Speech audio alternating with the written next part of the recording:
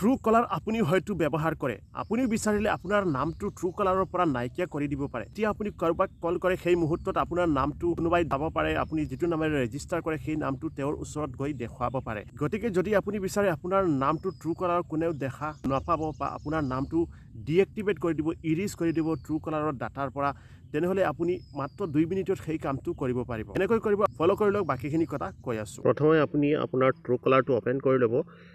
true কলাৰটো open কৰি এনেকুৱা open কৰি ল'ব যেটো লেফট সাইডত থকা যেটো আইকন থাকিব প্ৰফাইলৰ হেইটোৰ ওপৰত ক্লিক কৰিব ক্লিক কৰি ইয়াত ঘূৰণীয়া যেটো ৰাইট সাইডত সেটিংৰ আইকন এটোৰ ওপৰত ক্লিক কৰিব এটোৰ ওপৰত ক্লিক কৰি ইয়াত প্ৰাইভেচি সেন্টাৰত ক্লিক কৰিব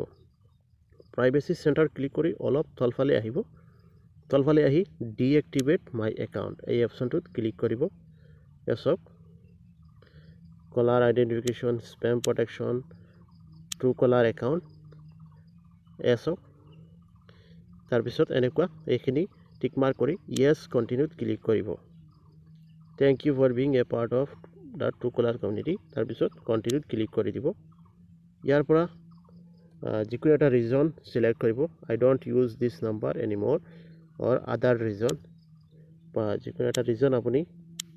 সিলেক্ট কৰিব তাৰ পিছত ইয়াত কন্টিনিউত ক্লিক কৰি দিব তাৰ পিছত বাৰে বাৰে এনেকুৱা আপোনাক দেখাব আই চেঞ্জ মাই মাইন্ড আপুনি এইটো ক্লিক নকৰিব ডিএক্টিভেট অপচনত ক্লিক কৰি দিব তাৰ পিছত ডিএক্টিভেট হৈ যাব আপোনাৰ এই যেটো নাম্বাৰ এইটো ট্ৰু কলাৰৰ পৰা আৰু কিছু কাম কৰিবলগীয়া আছে আপোনালোকক স্টেপ বাই স্টেপ দেখুৱাই আছো এছক এনেকুৱা প্ৰথমৰ পৰা আহি যাব তেনেকুৱা আছিল তেনেকুৱা লগইন কৰাৰ পিছত আপুনি পুনৰ ষ্টাৰ্ট কৰিব পাৰে তেতিয়া ট্ৰু কলাৰৰ পৰা ওলাই আহি যাব তাৰ পিছত এতিয়া ব্ৰাউজাৰত যাব গুগল ক্ৰম ব্ৰাউজাৰত ইয়াত ট্ৰু কলাৰ আনলিষ্ট লিখি সাৰ্চ কৰিব ট্ৰু কলাৰ ট্ৰু কলাৰ আনলিষ্ট লিখি সাৰ্চ কৰি দিব তেতিয়া মানে ওয়েবসাইটটো ডাইৰেক্ট আহি যাব ট্ৰু কলাৰ আনলিষ্ট লিখি সাৰ্চ কৰি দিব এনেকুৱা ওয়েবসাইটত ওপেন হ'ব তাৰ পিছত এনেকুৱা আহিব তাৰ পিছত অলপ স্ক্ৰল ডাউন কৰিব সক এনেকুৱা আহিব স্ক্ৰল ডাউন কৰি তলফালে আহিব তাৰ পিছত নো আই ওয়ান্ট টু আনলিষ্ট এই অপচনটোত ক্লিক কৰিব এই অপচনটোত ক্লিক কৰাৰ পিছত আপোনাৰ ফোন নম্বৰটো ইয়াত এন্টাৰ কৰিব তো এইখিনি কৰাৰ পিছত ইয়াৰ পৰা আপুনি যিকোনো এটা ৰিজন চুজ কৰিব নো কল ৰিজন ফাইন নো ওয়ান যিকোনো এটা ইয়াৰ পৰা সিলেক্ট কৰি দিব আপুনি ইয়াৰ পৰা আপোনাৰ নাম্বাৰটো এন্টাৰ কৰিব তো নাম্বাৰটো এন্টাৰ কৰি I am not a robot এই অপচনটোত ক্লিক কৰিব সৰি